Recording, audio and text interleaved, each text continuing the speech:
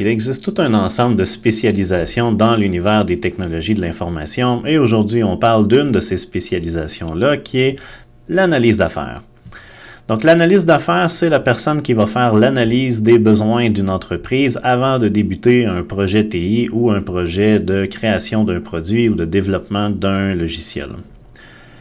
En général, quand on développe un logiciel, quand on commence l'analyse de façon sérieuse, l'une des premières étapes, c'est justement de faire l'analyse des besoins. Et des besoins de l'entreprise vont dériver ensuite les exigences du logiciel, donc une autre forme d'analyse, l'analyse des exigences du logiciel. Ces deux types d'analyses-là sont des fois faites par la même équipe ou la même personne dans certaines entreprises, mais dans d'autres entreprises, c'est fait par des personnes différentes. Donc, lorsque c'est séparé, la personne qui fait l'analyse des besoins, c'est l'analyste d'affaires et la personne qui fait l'analyse des exigences va être un analyste système ou alors un analyste fonctionnel. En général, on évalue la qualité d'un logiciel par sa capacité à répondre aux besoins d'une entreprise ou aux besoins des utilisateurs. Donc, être capable d'identifier les besoins au début du projet, c'est un élément très important pour assurer assurer dans le fond le succès d'un projet.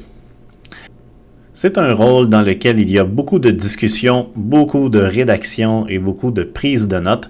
Donc, les bonnes aptitudes à avoir, c'est de solides compétences en communication, une bonne capacité de synthèse et une capacité de vulgarisation va aider énormément aussi. Qui peut avoir ce rôle? À peu près n'importe qui. Quelqu'un avec une solide expérience dans un domaine d'affaires en particulier pourrait être potentiellement un bon analyste d'affaires dans ce domaine-là. Il n'y a pas de diplôme spécifique pour être analyste d'affaires. En général, c'est un ou plusieurs cours inclus à l'intérieur d'un programme d'études dans un autre domaine, comme en gestion ou en génie logiciel. Les profils que nous allons voir dans ce type de rôle la plupart du temps sont des personnes qui ont travaillé durant plusieurs années dans un domaine spécifique ou alors des gens qui ont une solide expérience en génie logiciel ou en développement de logiciels et qu'au fil des années, à force de faire de l'analyse fonctionnelle sur plusieurs projets, ont développé cette connaissance et cette expertise-là dans un domaine et sont capables de documenter les besoins d'une entreprise liés à ce domaine spécifique. Un atout important pourrait être une expérience en développement de logiciels, malgré que ce n'est pas une nécessité.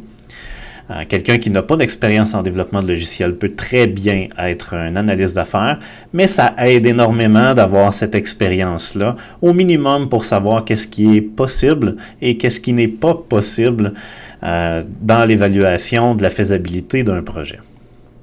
J'espère que ceci vous a permis d'en savoir un petit peu plus sur le rôle d'analyste d'affaires. Si jamais vous avez des questions sur le sujet, n'hésitez surtout pas à les mettre en commentaire et à la prochaine.